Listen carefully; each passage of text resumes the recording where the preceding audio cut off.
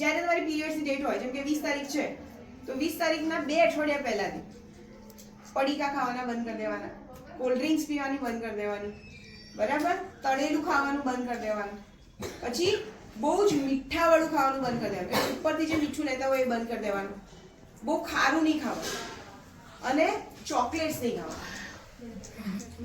હા, પછી પીરિયડ્સ ચાલુ હોય ત્યારે અને એ દરમિયાન શું ખાવાનું ચાલુ કરવાનું, તો મેં કહ્યું એમ છાલવાળા સલાડ, કાકડી છોલ્યા વગરની, બીટરૂટ છોલ્યા વગરનું, બરાબર, ટામેટું છોલ્યા વગરનું, આવું બધું, ગાજર છોલ્યા વગર, અત્યારે સીઝન છે તો એ ખાવાનું, ચાવીને ખાવાનું, કેટલો આટલો મોટો વાટકો ભરીને, તમને તો અહીંયા મળે છે. પછી દિવસમાં એક કેળું ખાવાનું, પછી એક સફરજન ખાવાનું. આવી રીતે તમે તમારું રૂટીન બનાવો. અપચો ના થાય અને કબજિયાત ના થાય એનું ધ્યાન રાખવાનું. તો એના માટે શું કરવાનું, તો આખા દિવસમાં 3.5 લીટર પાણી તમારા પેટમાં જવું જોઈએ. પાણી બેસીને પીવાનું, બરાબર, ઠંડુ પાણી નહીં પીવાનું, સાદું માટલાનું પાણી પીવાનું. અને રાત્રે 10 વાગ્યા સુઈ જવાનું, સવારે 5-6 વાગે ઉઠી જવાનું. તમારે સ્કૂલમાં જતા પહેલા થોડુંક બહાર ખુલ્લા પગે ઘાસમાં ચાલી લેવાનું 10 મિનિટ.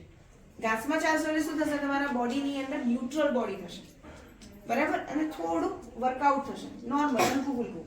એનાથી તમારા બોડીની અંદર શું થશે, હોર્મોન્સ તમારા બેલેન્સ થશે અને તમે એક ખુશી અનુભવશો. જ્યારે તમે થોડું ચાલો કે તમે થોડુંક આમ ફ્રેશ એર લો, સૂર્યનો તાપ, વિટામિન ડી મળે, કેલ્શિયમની ડેફિશિયન્સી ના થાય, કારણ કે શરીરમાંથી લોહી બધું નીકળી જાય તો શું થાય, પગ દુખે,